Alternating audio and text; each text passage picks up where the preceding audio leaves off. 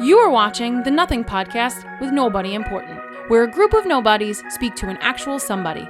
And now your hosts, John and Frank. Hey, what's going on, everybody? I'm John. I'm Frank. And you are listening to the Nothing Podcast With Nobody Important. And let me tell you something. This week we've got what the kids would refer to as a real banger. No, it's a legit important person. And I say that every week, and I insult our last guest every week. That's right. But we have our new friend, Blanca here, who was a volunteer in the Peace Corps. Yeah, and maybe you don't know what the Peace Corps is, like we didn't. No. Or maybe you do know what the Peace Corps is, but you want to know more about it. And you're going to. Yeah, this is the episode for you. Yeah, we get into everything from what it is, why it is, what you do while you're there, what's a soup, what's not a soup. Yeah. So a lot of really interesting stuff. And in the studio with us today, we've got Danielle and Adele joining us. And as always, we're both here, of course. So I think we might as well just get into it. Let's do it. If you've always wanted to punch a member of Greenpeace, if you want to defend your boys, the cows, if you're super anemic because you've been donating blood from home, and if you want to learn the proper way to snap a chicken's neck, then this is the show for you. Absolutely. So please welcome this week's guest. I'm Blanca Melendez, and I'm a returned Peace Corps volunteer. Okay, Blanca, we're super excited that you're here. Oh, yeah. You used to work for the Peace Corps, so we're going to do our lightning round. It's things that have to do with peas. Yes. That would be P-E-A-S. Absolutely. Blanca, no pressure. Try to get them all right. Adele, 1 minute on the clock. Sure. Here we go. Blanca, what's the Latin name for peas? Pise. Close. It's Pisum sativum. You were close with peas. That was very Basically close. Yeah, pretty much there. Okay. The pea is thought to have originated from where? South America? Good guess. Not correct. It's Middle Asia, which I didn't know was an actual place. It sounds like Middle Earth. I wouldn't have known that. Obviously, the oldest pea was found in Thailand. You know that. It was how old, that oldest pea? 1,000 years old. But you'd be wrong because it's 3,000 years old. Okay. Step up the game. We're just making you feel bad. Gregor Johann Mendel used peas in what? Oh, biology, the squares. Oh, I don't know what it's called. Pivot, something squares. Yeah, no, you're right. Punnett squares. Punnett squares. Which are part of genetic research. Yes. She got one right. That's right. Okay. The sweet-tasting pea was the first grown in the 18th century by who? By Sweet Pea Smith. Close. It's also Thomas Edward Knight. Have we hit time? Yep. That's it. All right. Very good. How many did she get? All of them? All of them. Obviously. I think the answer is all of them. Welcome to our show. Thank you for having me. Thank you for coming. Yes, you really nailed that. Thank you so much. So I'm going to be totally forefront with you. I texted Frank earlier today and I said, panic. Do you want me to just read it? Yeah, Frank, please read the text. I'm going to give it to you to read the text. This was an actual text sent a couple of hours before this show. Yes, we love receipts. Here we go. Mm-hmm. I said, okay, just a heads up. I don't know what the Peace Corps is. And then I said, same. No Googling. We'll find out live. And then John said, go ahead, read yours. It's so good. I said, oh, yeah, going in blind. That always works. But honestly, I mean, I've heard all about the Peace Corps. Mm-hmm. First of all, Blanca, I feel like I got to give you a proper welcome. Welcome. Thank you. I always got to hit a welcome. So tell us about the Peace Corps. I want to know what the Peace Corps is. Yeah. Not your experience yet. Hit me with the base. What is it? Log line. Go. Okay. Basics of Peace Corps. It is a volunteer organization. It is run through the United States government. But you're a volunteer. You're not an employee, as they make it clear. But essentially what they do is they send volunteers around the world to different countries in different sectors. So you can be teaching English. You can be working on economic projects. You can be doing what I did, environmental work. And you go to what they would say marginalized communities to help. Basically, you're doing capacity building in these communities, and you're helping these communities grow in what way they desire. Different countries have different programs. It just depends on what you're interested in. But really, the idea of Peace Corps is that you go where you are most needed. That's typically the tagline. And so there's 3 goals of Peace Corps. The first one is to meet the need for short-term skilled labor in countries. And then the second and the third are interchangeable. They are to help Americans understand population better and to help project the image of Americans into this country as well. So it's to create this cultural exchange. Wow. So I'm going to ask you this. I need some work done. I'm doing my basement over. It won't be me. Okay. No, I didn't think so. I was just, maybe you knew somebody. You don't want it to be me. Okay. All right, fair enough. Because you said about people who need help doing projects. I gotta say that's pretty incredible. Now I knew that it was something great. That is actually great. Yeah. Right. So that means that to join said Peace Corps, you have to have the drive to go and do these. I'm gonna probably wrap it into the idea of good deeds, right? A general good deed, multiple good deeds, for no compensation except for, personal. I almost said personal gain. That's not true, but you know what I mean. Like personal uplifting. Like makes you feel like you're doing the right thing. I'm sure there are other benefits, even though you're a volunteer. I'm sure there are other benefits, but like that's where your drive comes from. Just wanting to go and do a good deed. Is that right? Yes, that's the ideal. I remember the tagline for Peace Corps for a really long time was the hardest job you'll ever love, because the idea is that you go and you drop. It's not about you. You drop everything that you need to be what other people need, right? Because you're trying to meet a need greater than yourself. And so that's the idea of Peace Corps. Of course, like you said, there are other benefits. Many of them I did not know about until after I left. But discounted auto insurance. I haven't heard that one yet. But there are some scholarship opportunities involved. Typically, if you end up working in government, you can like accrue vacation faster, which is kind of cool. And sort of, that sort of smaller benefit to that. But really, while you're there, the idea is that you're really giving everything you have to help accomplish what your community asks you for. Right. And you do get, they call it a living stipend. And so what they do is that they will survey volunteers in each country. So every country does this, and they'll say, what is the average price that you would pay for a tomato, for rice, for pasta, just all the staples. And then they pull an average mean, and then that's what everyone gets.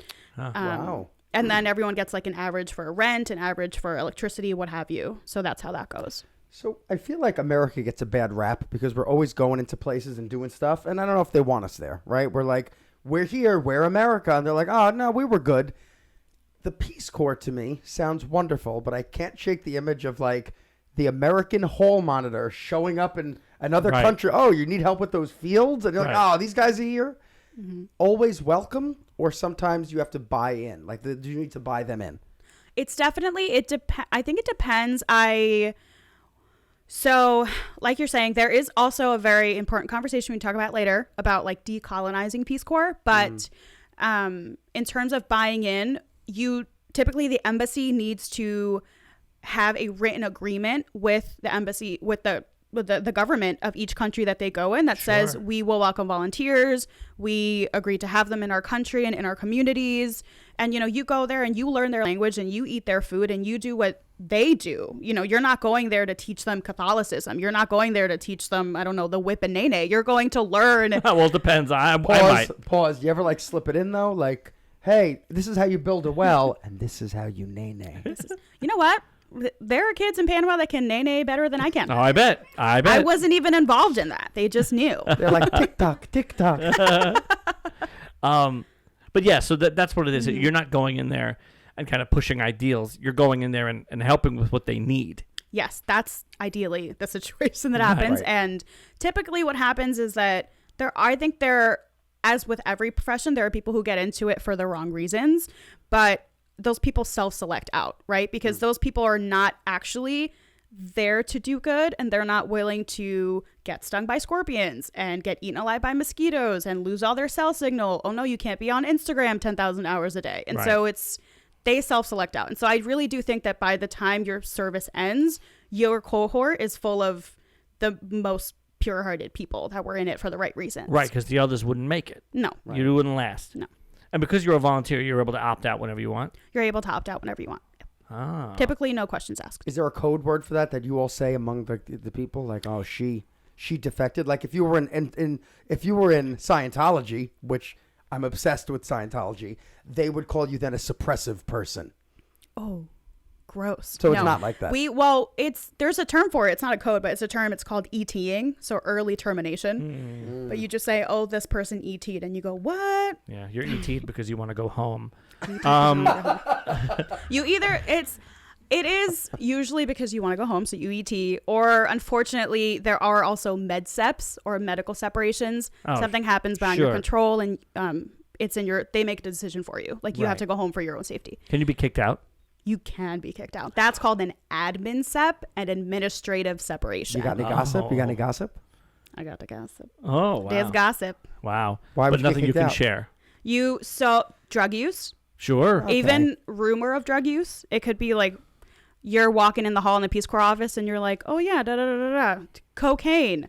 That person's gone. Wow. Wow. Right away. Yeah, typically they don't even really need or look for evidence. As soon as your name is associated with a drug, you're out. If you are profiting off of your community for any reason, off of your community or in general, like let's say you go to some country and like you're really good at surfing and you're like you like join a surf team or something for profit, you're out. Like you can't be profiting while you're there either. Right. Right. And then there are a couple of other safety rules, like we're not allowed to drive cars typically just because, you know, like the license thing, and there's other stuff if you endanger people. And typically if you're not a good representative of Peace Corps, because you're there to do good, and so if you're doing some nonsense on a beach or something and get recorded, which happens. Well, I mean, I understand why it would happen, sort of, because I think we're all humans. Even if you're volunteering to do humanity work, you're a human.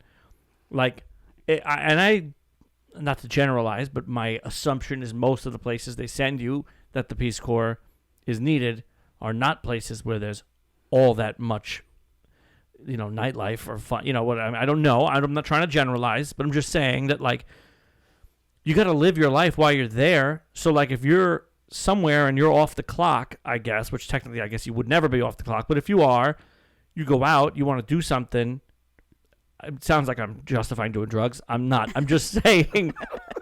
Well, Like, hey, listen, you want to blow off some steam? No, I'm just John's saying it doesn't sound fair. I mean, yeah. it's okay. Well, to be fair, you wouldn't just, you know, you're partying on a beach one day, you're drunk, whatever. That's not going to get you kicked out. You know, Right. It's more like repetitive behaviors like that. Sure. Something that maybe, you know, because you are also putting yourself in danger like that. You're in a foreign country. And for you to be so inebriated and Yeah. maybe you're alone, something like that, it is dangerous. And also, a lot of the times, you know, the alcohol and drug laws in other countries are not the same as they are here. And oftentimes, the embassy has no grounds to help you. If you get arrested on a drug charge in a foreign country, you're at the mercy of their justice Right, system. sure, that And makes so that oftentimes, sometimes it's almost a mercy to send you home so that you don't end up in some dank hole somewhere, never to be seen again. Because if you get know? arrested, you go to jail somewhere. Like, You go to jail they can't and get you out. They can't Right, get you out. right. They can't represent you. They can't even send you a lawyer, really.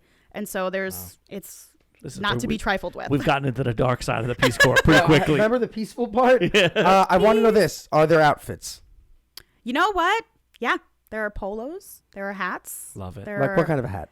You can get there's a trucker hat what or a kind of a baseball hat? A trucker? Like a Von Dutch? Yeah. Yeah, what kind of hat did you think it was going to be? Like a a nice- Peace Corps branded fedora? Like, what did you think they were going to give you? Like Like a Mountie hat with Yeah. a big thing? No, see, I was picturing the Peace Corps to look like Habitat for Humanity, building houses, but all the clothes are army fatigues. That's how I pictured Right. the Or Peace wearing Corps. berets like Curtis Lewa. Do you wear red berets like Curtis Red Lewa? berets, like the, what is it, Absolutely the Red not. Guardians, the Red Angels, something like that? No, the Guardians of the Galaxy. That's right. Curtis Lewa and the Guardians of the Galaxy. What do you think about Curtis Lewa while we're on it? Do you know who that is? Yes, I do, unfortunately. Oh, okay. That says it all. Yeah, that Yeah. about says You it know all. what we like about Curtis Lewa? He puts out these videos, right? Oh, yeah.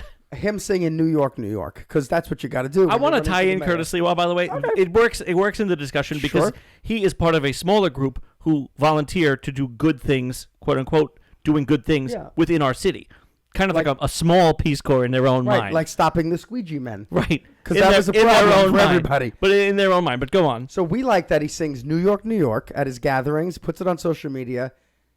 No vibrato to his voice, always consistently flat. Doesn't know the words. So good. So funny. It's the best. He sings New York, New York, New York, New York. No. That's not the words. Great. We That's love not it. the words.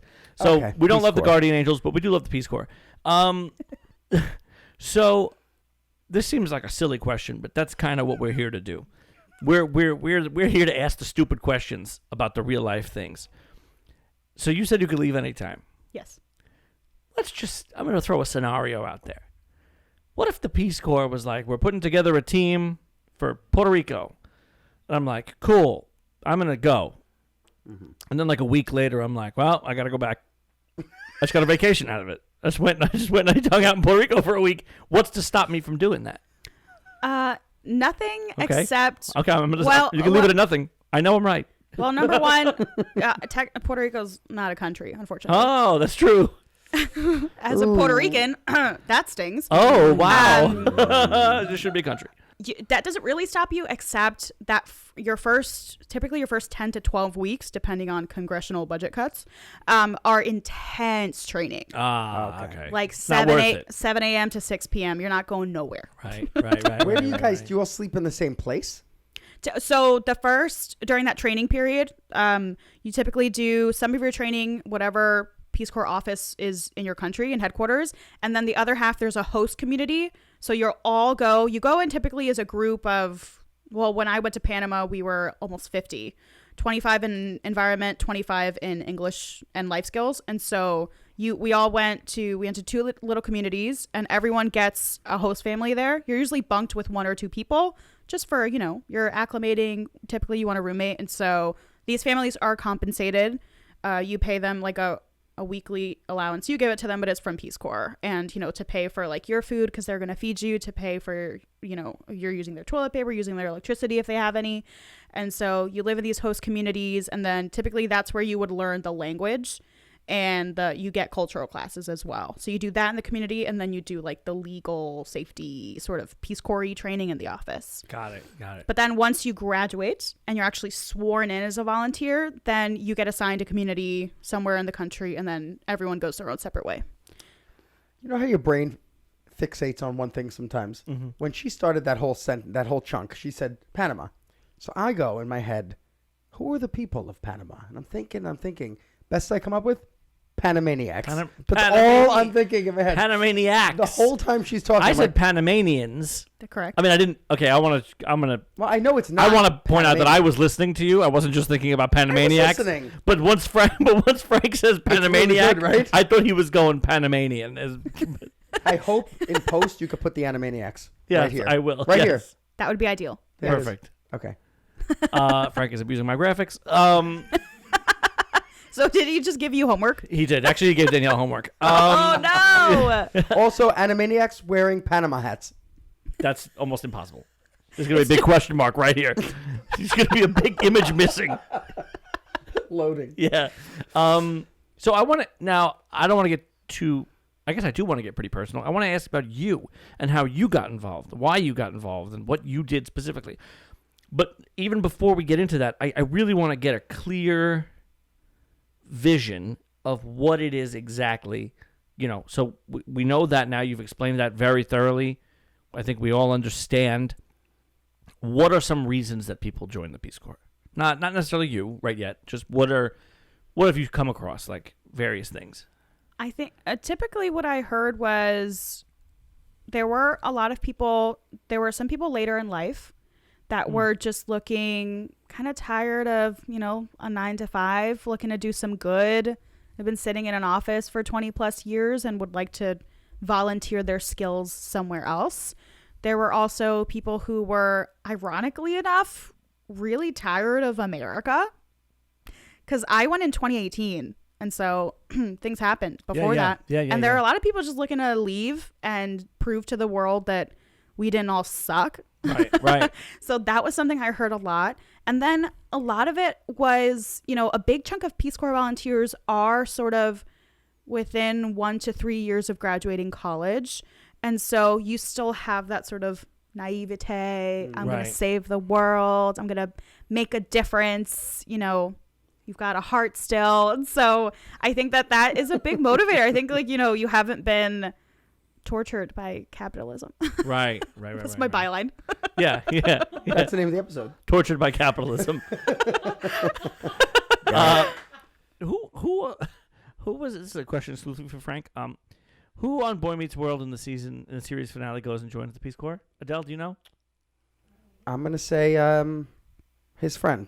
No, it's Jack. Who's Jack? Isn't it Jack? Jack Hunter? And the tall redhead who became a porn star? Oh, yeah, maybe. What? Did the actor do it or did the character? No, the characters go off and join the Peace Corps at the end of the series. And one of the characers became a porn star? No, then the actress became a porn star. You're mixing stuff. Yeah. Mr. Feeney. Feeney became a porn star. Well, Matthews, this is my body. I don't have my phone. Danielle, can you look up who joins the Peace Corps at the end of Boy Meets World? We're going to get back to that. And Danielle, just scream it out so I can find it. Gotcha. Even if we're talking. Just mid-sentence. So, okay. Sounds good. I know you're going to get to this point. You worked for the environmental side of the Peace Corps in Panama. Yes. What'd you do? So I worked in the Arco Seco, or really the dry arc of Panama. It's kind of like that little like middle horn of it. And so there's a ton of deforestation there. It's really just once you start deforesting a place, it really just starts exacerbating. Yeah. And so it also was a place with a lot of cattle farming. And so that was even worse, right? Because all those pastures are being deforested, and then like how do you keep a cow alive? And so really essentially the waterway started drying up, and so we did reforestation work. We really tried to encourage small organic home gardening to try to sort of get people putting use back into their land, because their own rivers were drying up. These little tributaries in their communities were drying up because they had sort of adopted that more modern, I need to have like a manicured lawn or that kind of stuff. And so a lot of the land use, water just runs off. It doesn't stay. And so we did reforesting, we did gardening and environmental education in the school. There's an elementary school, and that's really every Peace Corps volunteer typically works in a school. And that's like 50 to 80% of your job is trying to educate the kids. And almost everyone ends up doing English as well. But the idea is, you're educating, especially for environmental work, the kids to know early on, like, put your trash in the trash bin. Like, don't let it go into the river. This is what recycling is. These are sort of priorities we should have. This is why you shouldn't cut down a tree. And so I will admit I definitely did some learning, right? Because I hadn't done a ton of farming in my day. And so you have to really work with your community and meet them where they're at. And so there were some farms that were like, yeah, I would love for you to teach me how to make organic pesticide. And there were other people that were like, well, I have a bat problem, so that doesn't really work for me. And so it's definitely that sort of mixed approach model. But that was a lot of what I did. And I did some stuff that was outside of my projects, because as with anything, when you go in Peace Corps in Panama, we worked with the Ministry of Environment there. And so your job was really to collaborate with them, but government red tape, things take a long time, and you have to fill that time, right? I'm not just going to sit in my hammock with a cup of coffee and do nothing. So I would also do things. I mean, I do it in the morning. But you find other projects to fill your time as well. Sure. She was like the Lorax of Panama. Yes. I'm the Lorax. I speak for the trees. Love that. Love the Lorax. Who doesn't love that? So my question is, you mentioned earlier the cow farming. Now, for those longtime listeners of the show, I love any version of farm animals. So I gotta know. I gotta represent my boys, the cows. When you said that the cows were you saying the cows were the problem, or we couldn't raise the cows? Because you said deforestation, then you said there's a lot of cows. How does a cow eat? But the cow eats grass. Isn't that also deforestation? Well, grass isn't a tree. Well, I know that, but grass is still the forest, isn't it? And you said the manicured grass had to go. Manicured grass is different than cow grass. But so the cows are not the cows eating the grass is not a problem. That's not the problem. And typically, their cattle farming in Panama is not industrial like it is here. Right. It's a whole different ballgame. Mm-hmm. It's really a lot more sustainable. And a big another agency working down there is LT, which is a program through the Yale School of Environment. And so they worked, Peace Corps volunteers often volunteered with them, but we would work to sort of educate cattle farmers they did this great seminar. We would go and you would stand in a cattle pasture in a group of cow farms. We'd stand there. And he was just giving a lecture to these cattle farmers. Da-da-da-da, water use, da-da-da-da, fertilizer. Eventually, they start sweating. Right. They're like taking off their sombreros. They're wiping their sweat. We're in full sun. And eventually he goes, how do you all feel? And someone goes, hot, thirsty, sweaty. How do you think your cows feel not having a single tree for shade? Love it. Drop the bomb. Got So that's it. the idea, is to incorporate civil pastoral systems, right? So you can do both. You can have trees and you can have cows. That's really not a problem. As long as you can protect a tree for it to grow big enough that a cow can't take it down, it's really fine, you know? And that's really what's going to keep your cows alive. Because if you don't have any trees to hold water, all that grass dries up, which is what happens. And then your cows can't eat anything. They don't have any shade. And unfortunately, a big problem in Panama in this area is cows would either die of dehydration or heat stroke. Right. And so then these cattle farmers go bankrupt, right? Because your cows are dying, and what are you going to do? So who's taking down their trees? They're taking down their trees. What if to use them for what? To sell them? Typically selling them for wood. Wow. But then, like, I gotta be thinking back at what Frank said. They're taking down their trees for wood, and then America goes, "We're gonna step in and handle this." Right? Because but Panama's also trying to do it. But for some reason, there's this disconnect, right? Where it's kind of that thing where your mom tells you no, and you go, "I'll do what I want." But if your best friend tells you no, you're like, well, maybe she's got a point. Right. And so there's a little bit of that going on. But Panama acknowledges that there is a very big, important watershed system in that area that is drying up. A river that feeds millions of people, including those cattle farmers. Right. And if these tributaries and all these people's wells are drying up, this river dries up, they're going to have a much bigger problem than cattle farming. Right. But cattle farming, it's trying to do that education where you show that you can have all the cattle that you want. But we're showing you that this could also help you, because your cattle will live longer. Your grass will last longer into the dry season because water is being retained in the land. And then also you're also helping the river and helping yourself. But it is oftentimes you do have to meet them, like I said, meet them halfway and say, we can offer you this subsidy, what you would have made maybe, you know, and it's not, they're selling a tree for lumber typically. And this lumber industry is not coming up and being, I'm going to pay you what I'm going to earn on this, right? They're like, Right, I'm going to give you $20 for this tree. And this farmer loses out on 20 years of shade for his cows. And so it's trying to do that sort of education and say, we understand the value of a short-term profit, especially in the dry season when things are so tight. But if you can just stick it out and if we can help you find other ways to make profit in the interim, Right. then in the long run, you're better off. Right. I have an idea. I solved it while you guys were talking. Hit me.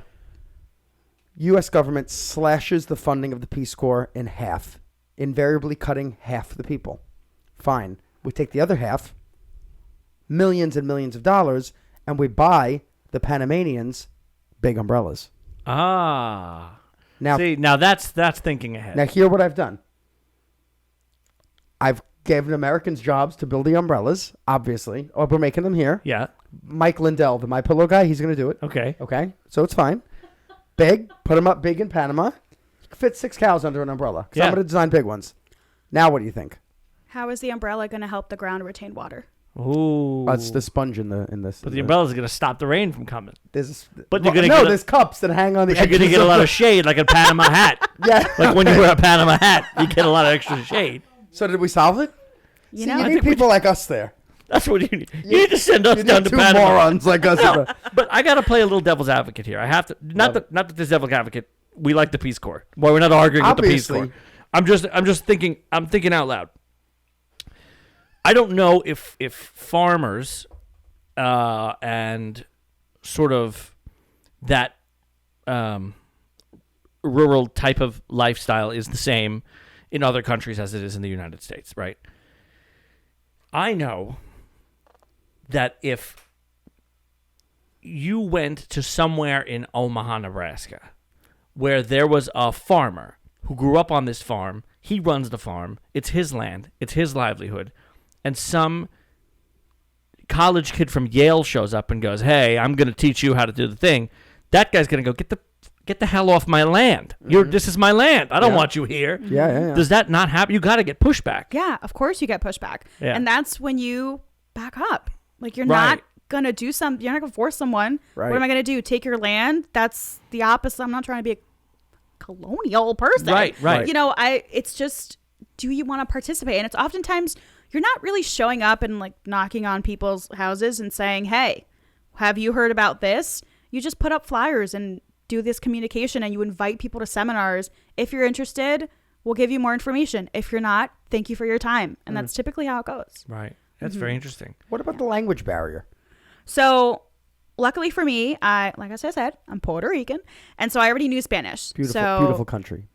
Beautiful country. I love it. I love that continent.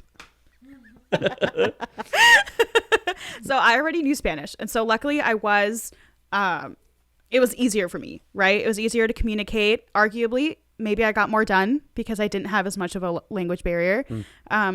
Also, I know for a fact, because he said it to me, I was sent to my community because it was a difficult community for a variety of reasons.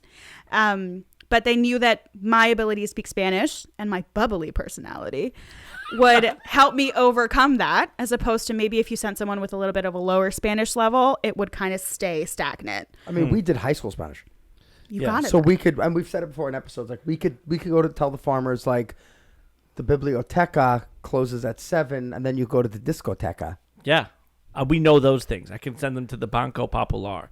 I promised Frank at some point in the episode I would refer to you as Blanca Popular. Ooh. So You're the only person that's ever called That's me your popular. That would be your drag name, My drag name. right? we like that kind of thing around here. Yeah, drag names. That's nice. That's nice. That's good. So what other places, so obviously we know Panama. Mm-hmm. What other places, just off the top of your head, is the Peace Corps, prominent? Sure. Well, around us, so it was Panama. Our neighbor was Costa Rica, which was right there. There were Peace Corps volunteers there. There were Peace Corps volunteers. There were in Mexico. I'm not sure they were doing Brazil anymore, actually. Peru, for sure. I know, I kind of just naming a bunch of South American countries. But then, like Sierra Leone, there are a lot of other places. I think Morocco as well. A lot of beautiful countries in Africa. Yeah. Or you could do the Samoan Islands. Oh, that'd be Wow. nice. Do you get to Fiji. pick where you go? So yes and no. I would say before 2015, maybe later. I don't know. We can fact check it. We won't. Fair. So what you say is law. Okay. Before 2015. There you go. You would put in an application in Peace Corps, and they would essentially just like look over your resume. I don't know. Maybe I want to say that they did. And then you'd go anywhere. Right. You're like, yep, you go where you go, and yep, there you go. You get what you get. You don't get upset. That's right. That's right. But after that, that was their slogan in 2015. Peace Corps, you get what you get, and you don't be upset. that's right. Yeah. And then the copyright thing came, and it was a whole Yeah, fight. yeah, yeah. And so after that, they did make an option where you could put your top 3 choices. They don't promise to honor them, but it is an option now. I think they were maybe getting a little less volunteers, and so in an effort to increase the amount of volunteers, they kind of made that an option. But like I said, you don't really have control. Right. You can say no if you're Sure. like, I really don't want to go here. Yeah. If you for some reason really don't want to go to Thailand, Right. like you're a crazy person. Like, well, right. So I have a question. Yeah. Can I go do Peace Corps in like Canada? Like somewhere where they're just like, we need help. All the maple is being tapped. We need help in Jersey. Peace Corps in Jersey. I think if you were gonna do something in Jersey, it would be with AmeriCorps. Well, what's How that? about Oh. Is that the Peace Corps for America? I don't know that their first mission is peace, but it's a volunteer Okay. corps in Great. And there's all the America. deforestation in New Jersey. They put up another Costco. Yes. Wait, is this scandal here with AmeriCorps that you're not saying? No, I Oh, just okay. don't. You said I don't know if their mission is You're peace. out of I don't. I can't promise it's. Oh, right. Sure. Got it. So now I want to get to you. What made you? What? Yeah. Okay. What made me? What made my you? mom and dad? So, right. No. I was gonna say what makes a person, but I'm gonna stick to you specifically. We asked what a person. What made you join the Peace Corps? What made you decide to? That's a big choice to make. I'm gonna go and uproot my life and go do good. What made you do that? It was honestly being Puerto Rican, which sounds kind of silly, but it was kind of coming off the heels of Hurricane Maria. And I really, really wanted to go to the island and help my people. But I come from a really poor family and didn't have any funds. And 99% of the time, if you want to volunteer, you need to fund it. You need to find housing and you need to feed yourself. And there is no stipend that you can live off of in the United States, you know? And so I just started looking up volunteer opportunities, like funded, volunteer opportunities, living stipend, something like that. Peace Corps came up and they, you know, I read the whole spiel on the website. You can volunteer. We'll pay your airfare. Oftentimes you have to pay your own airfare. If you want to go help after a disaster, you got to buy a plane ticket. I had like $7 in my bank account when I was Googling this stuff. And so Peace Corps came up. They'll fly you there, fly you back. Medical coverage, something I hadn't had for years. Right. You know, you're not going to be hungry. You're not going to be cold. You know, we're going to help you do this. You just have to have the education and you just have to have the wherewithal. And I had those things. And so I said, you know what? I'm going to shoot my shot and I'm going to send it in. And I think I ended up applying. I hit the Panama deadline. I did apply to Panama specifically because when I read the country page, it reminded me a lot of Puerto Rico. Okay. And I felt like the same heart was in it. And so I applied to Panama and I applied the day before it was going to close. The applications are going to close. And this was end of March. And then I heard back in a couple of weeks in April, did an interview. And then there was a long waiting period, but I ended up leaving February of 2018. Wow. And then how long were you there? I was there a little over 2 years. Wow. And what did you wear to the interview? It was a Skype interview. You wore a polo shirt so they could imagine you as the character? Luckily, I didn't have to subject myself to polo shirts until after I joined. Do you ever wear polo shirts now, or are you done with polo shirts? No, she's done. Polo shirts. Yeah. She's done. No more red berets. So 2 years. You lived in Panama the whole time? Yes. This is a weird question. Did you make friends outside of the Peace Corps? Did you make Panamaniac friends? And they're crazy to the max. I did actually. Yeah. Right before we started recording, I got a WhatsApp message from my best friend from Panama. Ooh. Named? Rubiela. I thought your best friend was Adele. Gotta get that. I said from Panama, Frank. Adele, did you hear that? Are your headphones on? Adele doesn't have an R to roll in her name. It's not as fun. Rubiela. That's cool. Yeah. So you were able to socialize, right? Yeah. So you got to draw a specific line because a little bit of the way it was described. I'm not trying to come at you. I'm just saying that, like, right, it was kind of what I was talking about before, where it's like it seemed like there was no line for socializing, but you lived there for 2 years. You had to socialize, right? I mean, gotcha. Truly, the lines of Peace Corps are very blurred. Okay. Which is something a lot of people struggle with in Peace Corps because you're never really off. You know, you're a volunteer 24/7 and you don't really get those off days. You do actually earn vacation while you're there and you can take, you know, I would take like a day a month or something. Mm-hmm. Or actually, I think you earn 2 days a month and I would take like a day every 3 months or something and just go into like the closest town that was 4 hours away. Wow. And just like hang out alone for 1 second, you know, and just be anonymous. But that's a struggle. But really, you know, that's what makes you a successful volunteer is socializing with your community and making friends because your friends want to help you and they want to participate in your projects. And if you can't make friends, you're not going to be very successful. Sure. Are you guys like standing on the streets of Panama with your shirts on and clipboards and like talking to people as they pass by? Like Greenpeace? Yeah. No. You don't do that? No. Okay. Greenpeace? My God. We don't like Greenpeace? You know, ironically enough, Greenpeace. Greenpeace. We could have done the same game. Yeah. For Greenpeace. Weirdly, I feel I had a very aggressive encounter with someone from Greenpeace in Manhattan one time. And I was just like, this is the opposite of what you should be doing. Yes, I missed a whole lunch break once because I got bombarded by 3 Greenpeace people at the same time.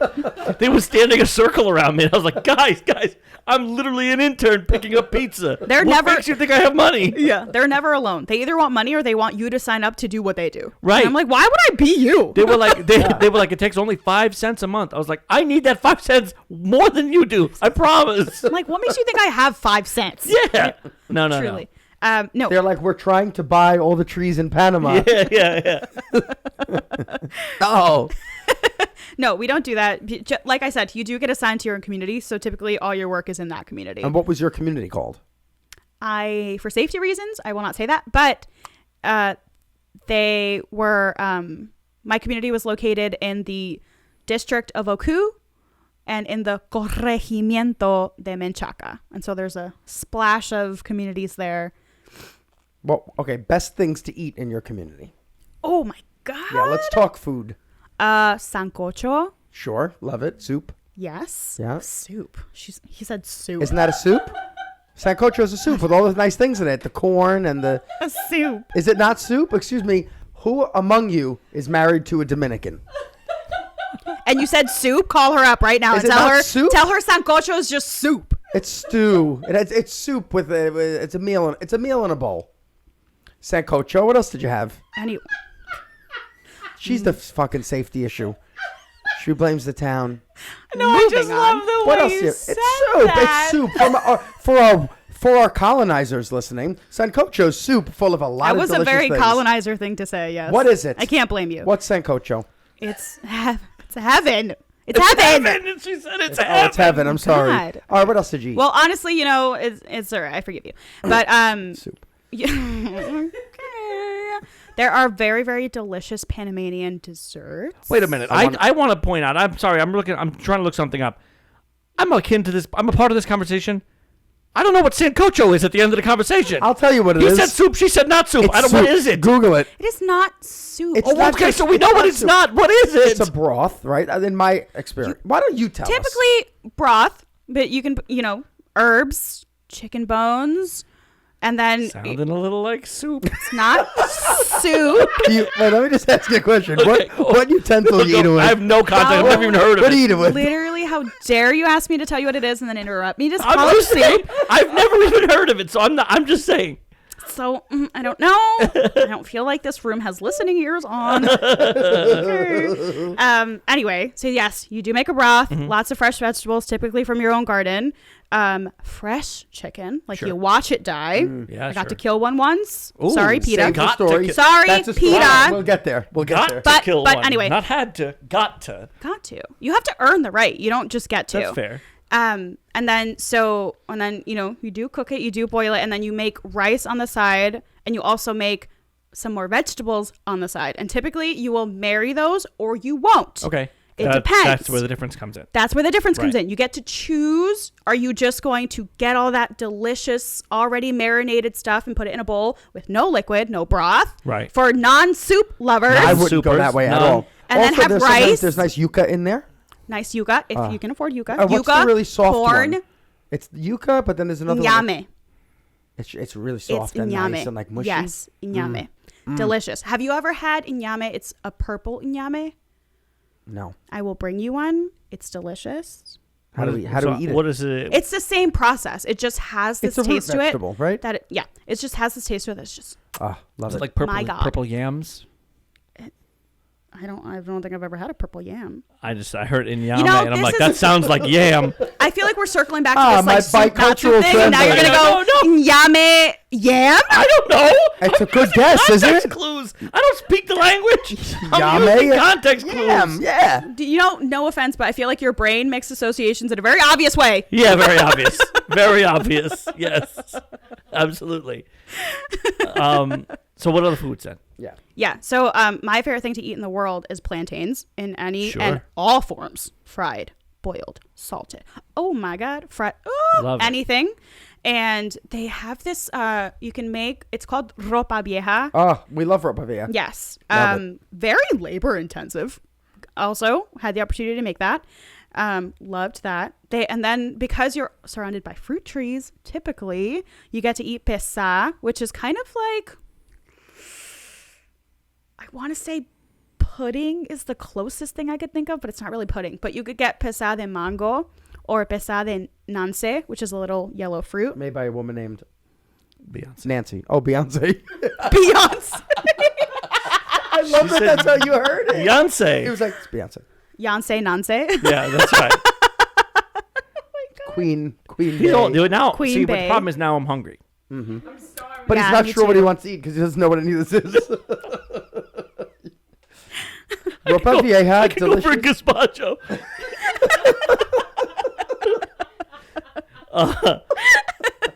Oh my god. So, But typically because people there also would, it's very like, I guess, farm to table, you would say. sure. And so, any pork you ate, chicken, beef, also, anything was just coming straight from your own farm. Amazing. Love it. Yeah. See, we don't get that here. Fresh eggs, an egg that was laid that day. Oh, and then you kill the chicken right after? Guess what it's Why time would you for? kill a hen?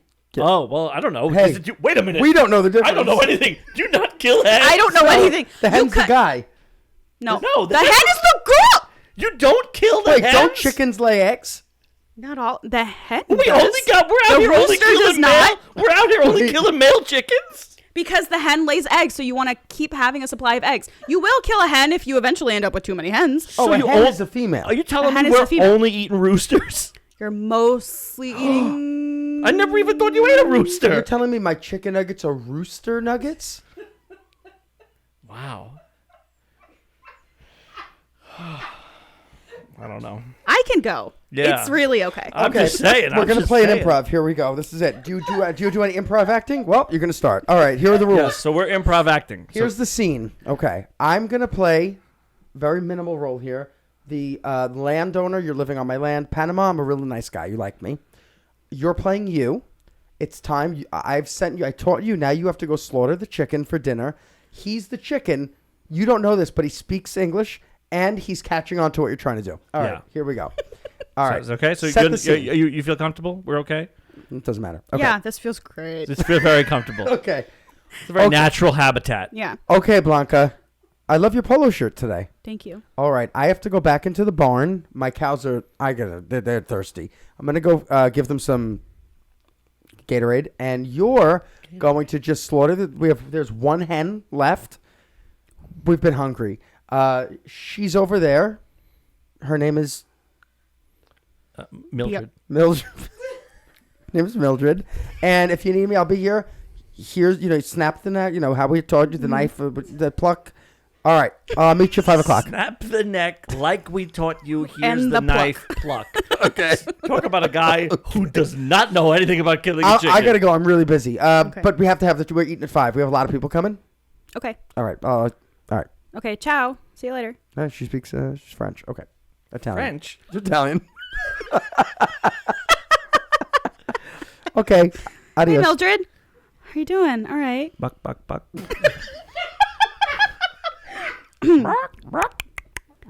Yes. Mildred. Yes. Yes. It says yes. I speak English, Speaks She English. doesn't know you do yet. but I do now. Okay. Yes, young lady, how can I help you? Look what I have here, Mildred. What is it you've It's got? a handful of corn. Oh, I love corn. Wait, you Oh, knew here's a little- Mildred could talk? She knows what to do. Listen to her. She's showing you Okay. how to kill a Aren't chicken. you in the barn? Get out of here. Oh, adios. Yes. Yes. Here's some corn. Oh, I Here's a love couple corn. kernels. I love Oh, corn. mhm. Here's the I'm thing gonna I step need away, you to okay? know. I need you to know I'm a woman That's fine. because I know you guys don't come after us usually. It's okay. Okay. It's okay. Okay. Men and women both eat corn. Okay. Okay. I love corn. Oh, Give me that. delicious. That's Mm. good.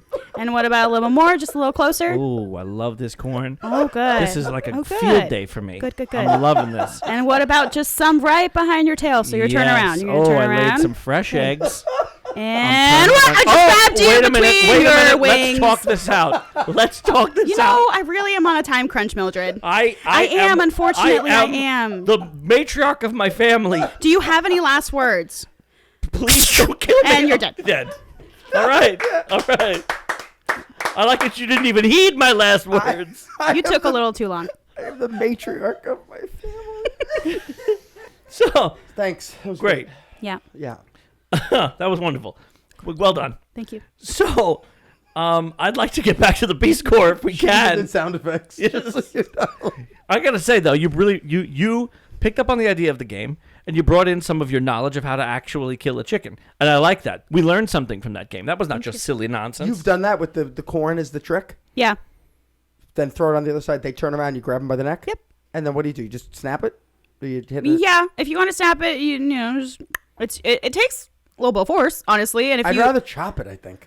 That's fine, but then but you don't get unless the thrill. unless you're going to oh god, unless you're going to grab it right where you're going to chop the head, because you're not just going to do it like with one hand, floppy ass bird. So you gotta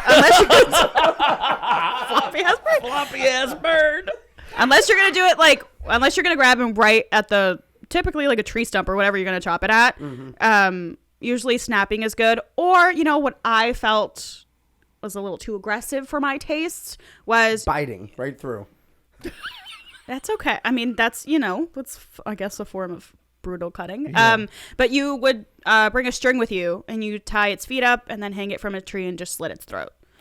The reason that is a choice for people is because then you can just sort of like get all the blood out, and then when you chop the chicken up, you don't have to deal with the blood later. Right. But when you snap its neck with your hands, you get to feel its life oozing out of it as it dies. I'm getting a thrill. No. I killed you. That's weird. I love chickens, so this is really a hard conversation for me. I'm sorry. But you love chickens, or you like to eat chicken? No, I love chickens. Chickens. I follow like chickens too. I follow one Instagram page. That's not true. I follow a lot of other people on Instagram, but not too many. But I do follow an Instagram page that is just glamour shots of chickens, and I'm not kidding.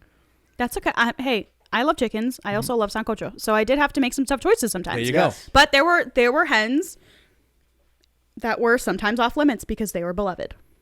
Right. And actually, there are a lot of species of chickens, and hens in particular were like very sought after. There's one particular chicken that I don't know if you've seen it. It looks like they have like bangs. Yeah, sure, of course. And so you'd never kill that one. That was expensive. Right. You bought it specifically because it had a wig, essentially. The ones with the big legs. It has a wig. The ones with the heads. They're like striped ones that look almost like zebras. Yeah. So if you're going to pay money and get like a fancy looking chicken, you're not going to kill it. Yeah. I have a book upstairs on how to speak to chickens. Have you done it? I have. I haven't done it, but I've read the book. Okay. It's there's like certain sounds that they make that you could. They do. They know your name. They know a lot of things. They do. They know your name. Yeah. There is a certain cluck that is your name, and you hear them do it all the time when you come in the barn. Wow. Yeah. When you're going inside and the corn's inside, they definitely resonate a certain cluck. Yeah. Also, now that we're on the subject, I take a lot of issue with the movie Moana.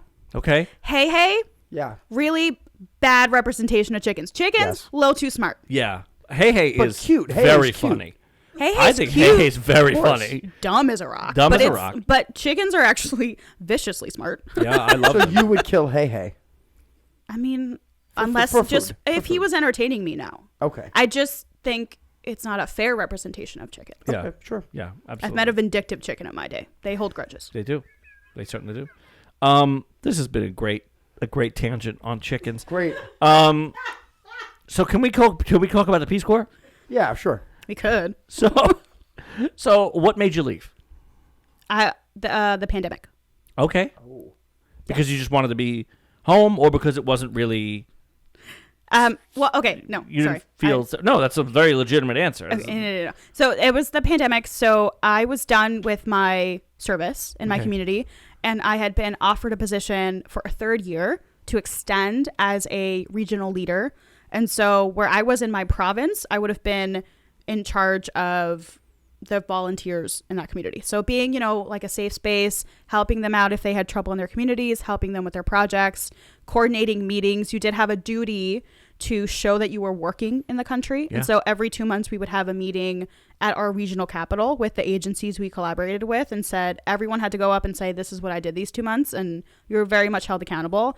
But so I was going to hold that role. And so I had been training for that. And I think I remember I had gone out for groceries December 2019. And I had seen that sort of like first, there might be a new virus abroad or whatever. And I was like, well, okay, I guess, I know pretty knowledgeable about viruses. And so I thought, okay, didn't really hear much anything else. I did live in a really rural community, often didn't have cell signal. It certainly wasn't on the news. And so one day we got a notice from the security team that said we're on stand fast. What that means is everyone has you usually get 48 hours notice to go and stock up on groceries for 2 weeks. And you're not going to leave your community for 2 weeks. For any reason, unless there's an emergency, you're not going to leave. And so we're like, okay, we're on stand fast. Well, okay, that's really all we had though. So I went out, got the groceries, came back. I think the next day, day one of Stand Fast, I'm just kind of chilling. I'm like, okay, I'm just in my community hanging out the regular day. That night at 9:30 p.m., I hear someone yelling at my gate. And I was like, that's weird to see a flashlight. I'm a very skeptical woman, so, took it easy. So realized it was my friend, Rubiela, who texted me earlier. And she calls me down and I go, what's up? And she goes, you're leaving. And I go, what? And she goes, you're leaving. And I was like, what are you talking about? I was like, I'm not leaving. It's 9 o'clock. I'm not going anywhere. And she goes, no, your friend just called me that you're leaving. And I was like, can I use your phone? I don't have any signal. I call my friend Rebecca in a neighboring town and she goes, did you get the message? I go, what message? And she goes, it's in the group chat. We're being evacuated.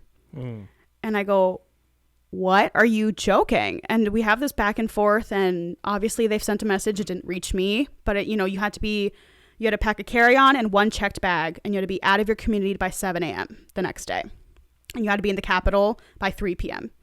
And Panama City was like 7-8 hours away, so I had to hustle. And so when I hang up, I go back to my room, and it isn't until I get back to my house and like close the door that it just hits me. And so I did end up just having to scramble and pack, and everyone got evacuated, said some teary goodbyes to the people I saw in my community that morning. Of course, it was so unexpected. Right. And then, we got to the capital that evening, and then I think I was on a flight out like 2 days later. So has the opportunity arisen to go back? There's been talk of it. It's just like with the vaccine and now with the variants, it's difficult. I was done with my service, and I think that... Oh, you were, yeah, so you wouldn't go back if the opportunity I wouldn't go back. I don't think they would hire me as a leader. I think they would just start with someone new. Yeah. And people who weren't done, there is, you can like reapply, but it's a different application because you would have to get medically cleared again. Sure. And so provided you could pass that clearance again, they would give you first priority back to your country, but they wouldn't be able to promise you'd go back to your community. Okay. So, but all that's super up in the air. The only thing Peace Corps has really done recently that I heard of is there was a call for former volunteers to volunteer with FEMA helping out with the pandemic. Sure. And so there was a ton of that going on. So it's amazing. Right? Yeah, it is. I mean, it's my question to you, and you, just as if it ends up being too personal a question, you could, dodge it, I guess. But it's a volunteer service, right? So if you're in the Peace Corps, I'm not going to say, again, just for the sake of, I'm not going to say you specifically. Let's take a person. Let's say a person. Person's in the Peace Corps for 2 years. It's a volunteer service. You're getting a stipend, but it's to live. You're in college. By the time you come back, now your college days are over. You've spent 2 years basically making no money. What do you come home to? How do you come? Are there job opportunities that arise from having been in the Peace Corps, or are you thrown back into the world like, thanks, and now you're back with having, I have nothing? Good question. That's a good question. There definitely are people who, sell their houses, sell their cars. You get rid of everything when you go abroad for the most part. Of course, yeah. And so what happens is typically Peace Corps tries to prepare you for that transition back. And so typically within I think 6 months before you leave, or they call it COS. Before you COS, you go to the office and you get sort of transition training because there is a reverse culture shock. And then also, how do you find a job now? What's going on? How are you going to find a job? Here are some tips. And there is a bit of a connection with USA Jobs. There's a filter you can put return Peace Corps volunteers. And so there are jobs that will offer, with Peace Corps, you usually get 1 year of that non-competitive eligibility. And so you get a bit of a one-up on federal government jobs. But that's not a guarantee that you're going to get the job. It's just you can apply and you have a non-competitive eligibility for that. But wow. What have you done since coming back? Or are you just still in the transitioning? I actually work at the EPA now. Wow. Wow. Wow. What are you doing there? I'm a remedial project manager. And so actually very funny. We were talking about New Jersey. Most of my work is in New Jersey. I mean, of course, that's a toxic dumping ground. Yeah, literally. Yeah. So New Jersey, I don't know. I work in the Superfund program. If you know about Superfund, maybe not. Oh, I thought you were just saying it was super me fun. Too. I'm like, which one's that? Which is the super fun one? The Superfund. No, so Fund. that originated after Love Canal and that sort of those famous polluter instances where Love there Canal? were. Yeah, he don't, never Love heard of Canal. You know Love What Canal? a jerk. You don't know Love Canal? What is it? Silly Frank. What is Love Canal? Love Canal is sort of like one of the first super fun sites. And so that was a neighborhood upstate. And what was found was basically somebody dug a dredged like a canal, some company.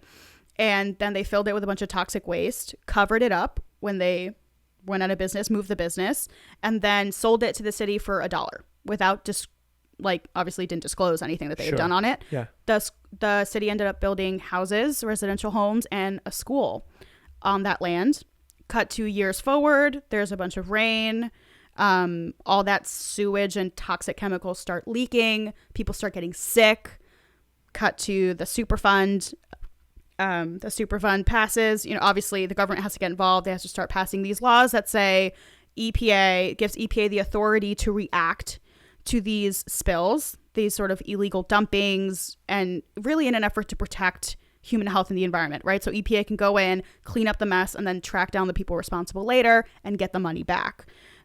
Or ideally what happens now that's become more normalized. They're like, give us that $1 back, damn it. Give us that $1 back. Give us the money it costs to move all your trash and all your toxic chemicals. Let me ask you this. I always hear Yeah. that toxic chemicals are illegally dumped somewhere. Yeah. Where are you supposed to put them? Well, you typically need permits. And ideally what you're doing is if you are running some sort of manufacturing industry that creates the end product, a waste product is a toxic chemical, you're either supposed to be treating it yourself or taking it to a hazardous disposal site to be treated. Got it. So one of those two things. Either you're doing it or you're paying someone else to do it for you. Right. But the answer is not to dump it in the soil, dump it in the groundwater, dump it in a lake. Right? Not dump it in the tree outside my house. Oh, that's what I've been doing. Not hang it from the tree outside your house. Yeah. But so what I do is I manage Superfund sites in New Jersey. And Interesting. Superfund means? Superfund is just kind of it's just a nickname really for the act that was passed that really established what happened was that there were some taxes put on industries to really create a fund of money that EPA could draw from to clean up these messes, and then later through litigation get that money back from those responsible parties. And so there's just like this, I picture just a big pile of cartoon money. Right. Set it somewhere in the treasury. You find a Superfund site. You can't figure out who's responsible for it to make them pay for it. You just pull from that money. EPA cleans it up. You find who's responsible. You sue them for that money, and then you put it back. And so the idea is that it'll just keep, it'll stay alive so that we can keep cleaning up these messes. So like when you were a little kid, did you love the movie Erin Brockovich? Yeah. Did she work? She was a lawyer for the EPA? No, she was just a regular woman, right? She was a citizen. Yeah. She was just a citizen who like toppled an industry because they were toxic dumping. Oh. They polluted the water. I think they polluted it with PCBs, if I'm not wrong. PCP? PCBs? Oh, people have a good PCPs time. maybe would have been a party. I don't like the EPA. No, just because as you can see, I'm a big Ghostbusters fan, and that guy came in there and flipped the switch, caused all the issues. So if you work for Walter Peck, then I'm out. Otherwise, the EPA is okay. But I know that movie, they're the bad guys. In a movie about ghosts. So I want to play a rating game. We're going to wrap up on the rating game. We'll do a rating game and then put a nice little bow on everything we want to know here. So what we're going to ask you to do is we're going to ask you to rate volunteer opportunities from home. Since, the pandemic was a thing, it still is kind of a thing, and we don't all of us have the opportunity to go and join the Peace Corps, but maybe we want to help. Maybe we want to help from home. So these are things we can do. She's literally laughing at you right now. What if I want to help? What if I want to help? What if I want to help? So this is things that we can do from home. Right? To help. And we're going to rate them in, what did we say? Thirsty cows. Thirsty cows? Yeah. Okay, so we're going to rate this in thirsty cows. 1 to 10, 10 being great, 1 being not so much. Okay, are you ready? Ready. Okay, great. So number 1, knit hats. If you're good with needles, knit or crochet hats for infants in local hospitals, especially those in the NICU. 10. 10? We like that? We like Yeah. to knit hats? We like it. And that's good because if it's for infants, you can get them out fast because they're small hats.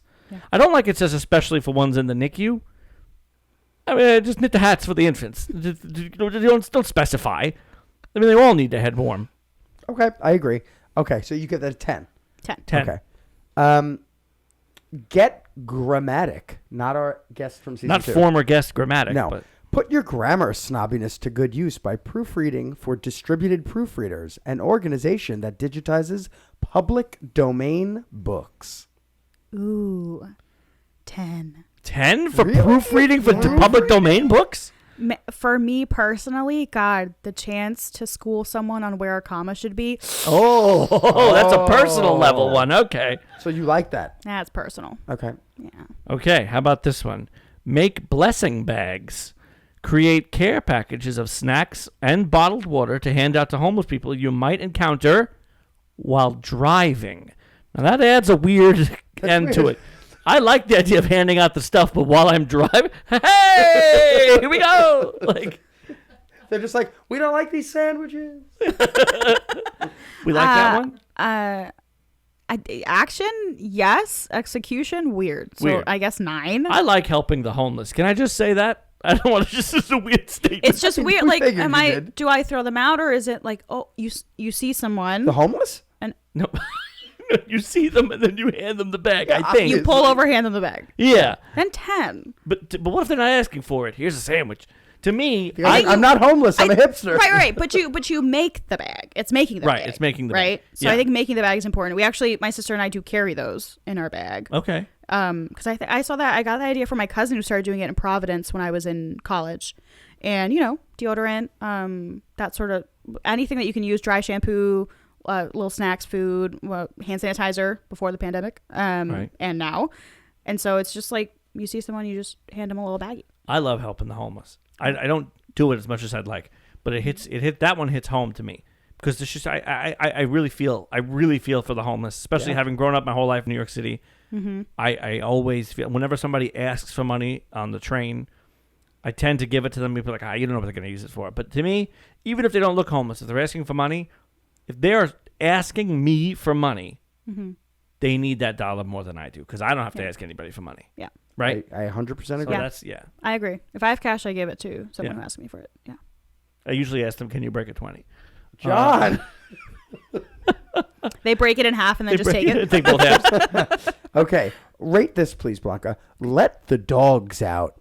Sign up at a local shelter to give their animals much-needed socialization and interaction. 10, 50, 100. Yeah, playing with dogs. Play with the dogs. Play with the dogs. You can do that. Shout out Sean Casey Animal Rescue here in Brooklyn. You can go when they're open. You don't have to even call them. You show up, put your name on a clipboard. They give you some bags. They give you a dog. You just walk it around the neighborhood and pick up its poop. Big fan of Sean Casey Animal Rescue, except they don't come get cats. Yeah, that is true. But Yeah. that's where we got one of our dogs. So. No, I mean I love the rescue. I do. I love them. They do great things. They Yeah. they let me bring a pigeon to them once, and they nurse the pigeon back to health. But I did have a cat here once, and they were like, "We don't pick up cats." I'm like, "Is a cat not an animal? What is a cat in my lawn?" Yeah, I do Yeah. TNR cats, and it's tough. It's What is TNR cats? Trap, neuter, release. You trap ferals. Usually neuter them through ASPCA. It's a bit competitive. Usually I'll just do it out of my own pocket, which is why I have no money. You just take cats home and neuter them. At home? I pay for it out of pocket, sir. I I That's the way fund to it volunteer from home. Pocket, Take a cat sir. and neuter it. You know what? That was the thing they did in Panama. They Was neutered it? dogs with machetes. Oh, they neutered them with machetes. Better than snapping it off like a chicken's neck. And then so then you get it neutered, and then you release it back to the colony it came from. Yeah, that's the best. That's yeah. Okay. How about this one? We know some people who do this one. Create and maintain a little free library. Those are the small outdoor libraries where you can just have people come drop off books. We love those. Love those. Love I would like to those. make one. I'd like those a lot. Love it. 10 I don't out of even 10. know if I'm allowed to have one here. You can put it on your grass. It's your property. Yeah, Put it you on can my put it. Yeah. grass. You can, and you cool. can get it like licensed by Little Free Library. They're like Mm-hmm. an organization. It's Cute. probably a very small fee. You could also, if you have a little cash, you could just buy a library from them, or you could put it together yourself. They have a lot of options. I've Cute. researched this, so you like that. 10 out of 10. Yeah. You do like that. This is Okay. lesser rating. They're all going to be 10. This is just ways of us letting people know things they could do at home. Okay. I mean, unless you're gonna say something like shoot people, who's gonna say no to helping? Hey, population control. Just okay. saying. All right, I got one, and it is. There's so many on this list. Where did we get this list? Be a landscaper. You might like this because you like this. Offer to plant flowers and plants in public areas and right-of-ways. Reach out to your parks department about their needs and speak to your local nursery about donations. 10 out of 10. We need more green space in this city. Absolutely. We love a good landscaper. What's funny? do? Sure, why not? Of course. Yes. We had a landscaper on the show. My gardener rips me off. We had a botanist on the show. My gardener rips me off so much. Okay, so I consider myself a fairly spiritual person. This is not one to rate. I just find it strange that on this list is pray. And this is from prayer. I think it's weird that pray is on this list. Well, if you believe that the power of prayer can change things, Then I suppose instead of being on TikTok, send a few up. That's fair. What about hold the blood drive? Keep in mind, we're rating things you can do at home. Come on in. Come on in. We're leaking in here. So this is what I'm saying. We're rating them. Rate them under the auspice of you can do it from home. Hold a blood drive. How are you going? Wait, how are we doing any of these? Landscaping at home. Hey, I have grass. I can do it if I want. Do it from home. I guess I took do it from home as socially distanced. But here's the thing. Blood drive, I think that you should have some sort of medical license. Yeah. Okay, so that's not a great one to do from home. Yeah. I feel like anyone could just like plant a little flower. It's really not hard to plant stuff or like do the other stuff. But Right. Sticking needles in people? Right. Are they clean? Where are they coming from? Right. I don't know. You're asking me questions. I don't know how. Where are the people coming from? Sir. So let's go. Yeah, also people. Right. I got a good Last one. Hit it. Last one? Okay, then I'll skip. Okay. Get a haircut. Don't laugh.